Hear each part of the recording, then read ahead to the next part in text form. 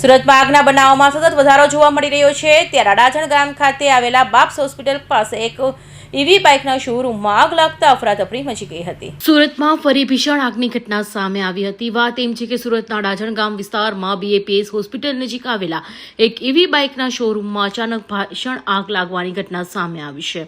આગ એટલી વિકરાળ હતી કે થોડા સમયમાં શોરૂમમાં ઉભેલા 15થી વધુ ઇલેક્ટ્રિક વાહનો આગની ઝપેટમાં આવી ગયા હતા।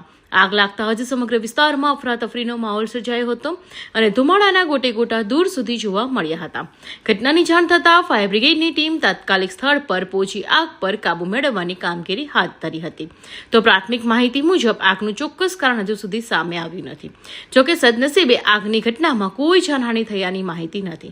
હાલ ફાયર વિભાગ અને સંબંધિત અધિકારીઓ દ્વારા વધુ તપાસ હાથ ધરાઈ છે। અડાજણ વિસ્તારના ગુજરાત ગેસ સર્કલ પાસે ટીવીએસ શોરૂમ હતો, ગાડીનો શોરૂમ હતો, એપોલોની એ હતી। એમાં સવારે આગ લાગ્યાનો કોલ મળેલો હતો અને નોર્મલી અમે 2 થી 3 ફાયર સ્ટેશનથી ગાડી રવાના કરતા સામાન્ય આગમાં, પણ આગની ગંભીરતાને પારખીને તાકીદે 4 થી 5 ફાયર સ્ટેશનથી ગાડીઓ શરૂઆતમાં રવાના કરવામાં આવેલી હતી અને ફાયરની ટીમે ઘટના સ્થળે આવીને આગ ઓલવવાનું, શટર તોડવાની કામગીરી ચાલુ કરેલી। સાથે સાથે આગ બીજી દુકાનોમાં ના પસરે એનું ધ્યાન રાખીને આગને કંટ્રોલ કરી છે, જેથી 4 થી 5 દુકાનને આગ લાગતા બચાવી લીધી છે। ભીષણ વિકરાળ હતી એટલે તો લગભગ 7 ફાયર સ્ટેશનની ગાડીઓ, લગભગ 13 થી 14 ગાડીઓને બોલાવવામાં આવેલી હતી। લગભગ ગેરેજ છે ને દુકાનોમાં આગ લાગેલી હતી।